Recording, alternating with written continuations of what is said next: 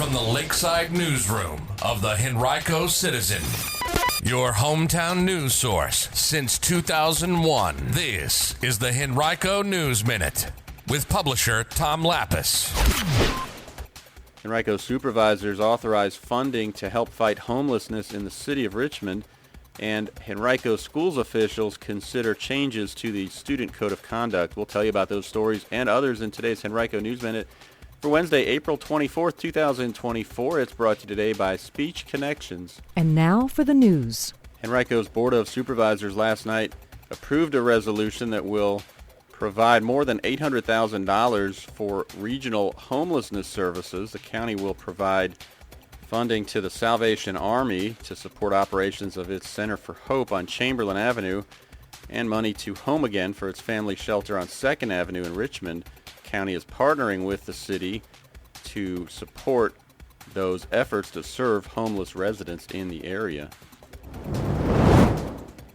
Also, at last night's meeting, the board approved a resolution that will enable the county to purchase about 8 acres of property at Virginia Center Commons that it will use for additional parking for the Henrico Sports and Events Center. In exchange, the county is giving up about 1.4 acres and other considerations at the site.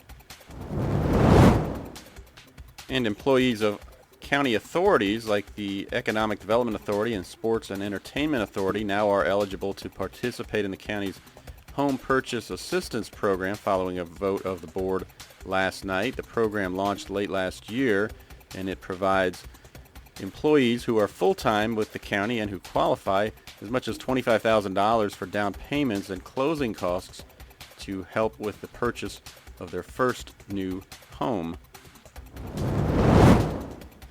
Henrico County will seek a $60 million federal grant to help fund transportation projects in the Shore Pump area. The county is planning improvements to the I-64 interchange at West Broad Street in Shore Pump and also construction of a new interchange at I-64 and North Gayton Road, as well as other improvements on I-295 and West Broad Street. The total cost is estimated to be about $305 million.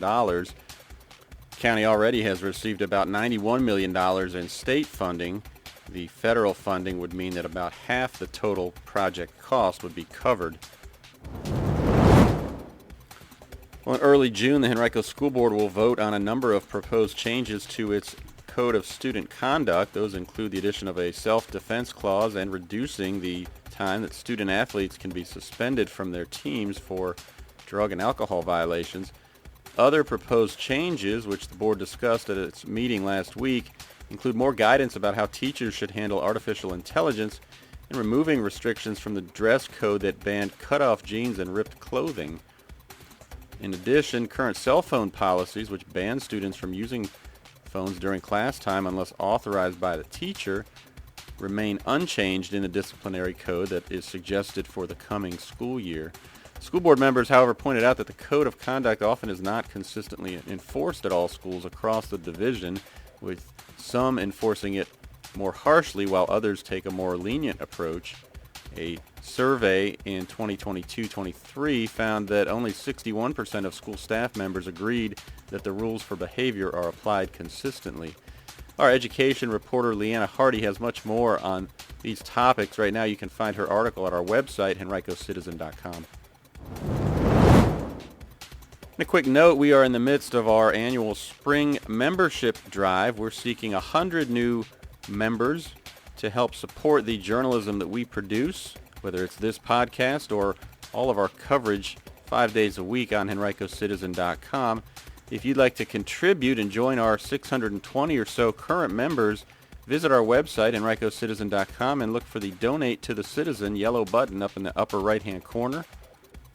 All of our coverage is and always has been free. We'd like to keep it that way, but we need the support of a few of you at least who are able to help fund the work that we do. If you give at least $50 this week, I'll send you 2 vouchers for tickets to any remaining Richmond Flying Squirrels game. Then if you give $150 or more, you'll get those vouchers, and you'll also have the right to designate a Henrico nonprofit to receive 15 days of free advertising with us.